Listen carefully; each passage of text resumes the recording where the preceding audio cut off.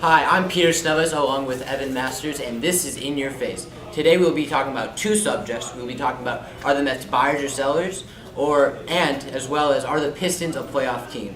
So first we'll start with the Mets. What do you think? Sellers? Are you kidding me? This team is garbage.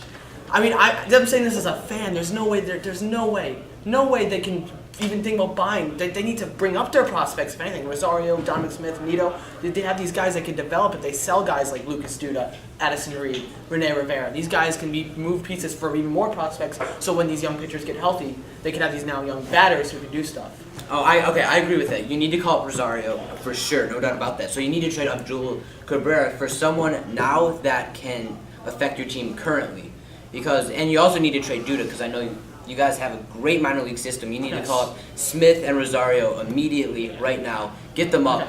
But you need to sell Abdul Cabrera, Jay Bruce, and Lucas Duda. They're all Abdul Cabrera is worth something, but Duda and Jay Bruce aren't. You have a great pitching staff. You have a great pitching staff. I disagree with this Triple Cabrera. I really like him he's a really good utility infielder. I think he's shown himself that he could play second base when at first he was like, no, trade me now. Mm-hmm. And I think he can play a third or short, so I think he's also a veteran, so when a guy like Rosario comes up, he could develop him and then become better. Because right now the Mets don't have a natural third baseman, and Rosario can be that guy for the future. But what you could do is that if you trade Abdul Cabrera right now, let's just say you do that, it gives him a chance. You can bring him up. You can trade for another third baseman with Jay Bruce and Lucas Duda.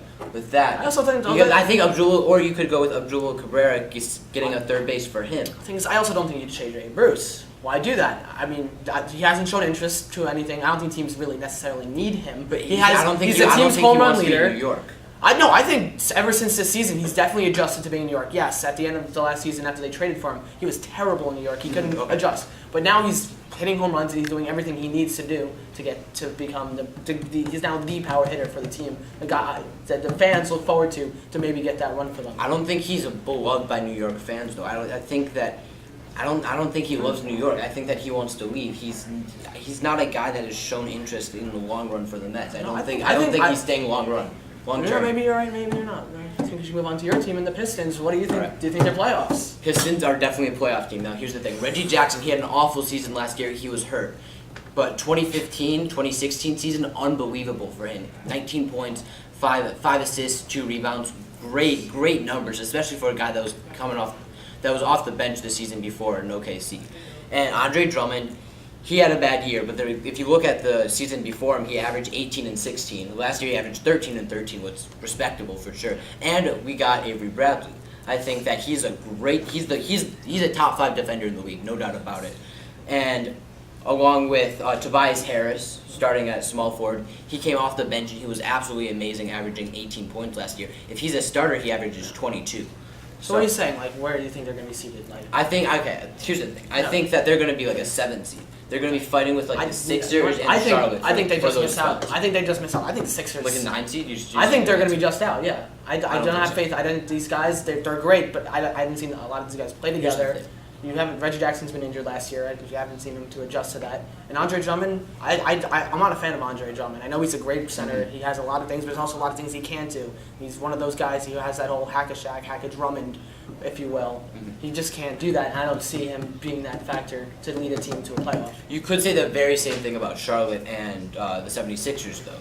Both of them haven't really played together with the signing of course, the 76ers are always hurt, whatever. In Charlotte, they're building a team kind of like around Kemba Walker and Dwight Howard, which is totally But here's the thing, though. Charlotte made the playoffs last year. Yes. Charlotte made the playoffs, and they added Malik Monk, who I think will be a great scorer to be right next to Kemba. I think they are easily in the playoffs next year, unlike the Pistons, who I think are just out. I don't think so. Here's the thing. I don't think Malik Monk won't be an impact player next year for them. You know what the team they only have 2 above average starters on their team. But right now, my last bold prediction before we go to break, I think the Knicks take their spot for that 8th seed. All right, we're going to break. We're done with this. We're done with the Knicks. The Knicks are not making the playoffs. Yes, so I don't think we need to get into a discussion about this. We're going into break. We'll see you in 5 minutes. This was the Motor City and the Empire State. Thank you for listening.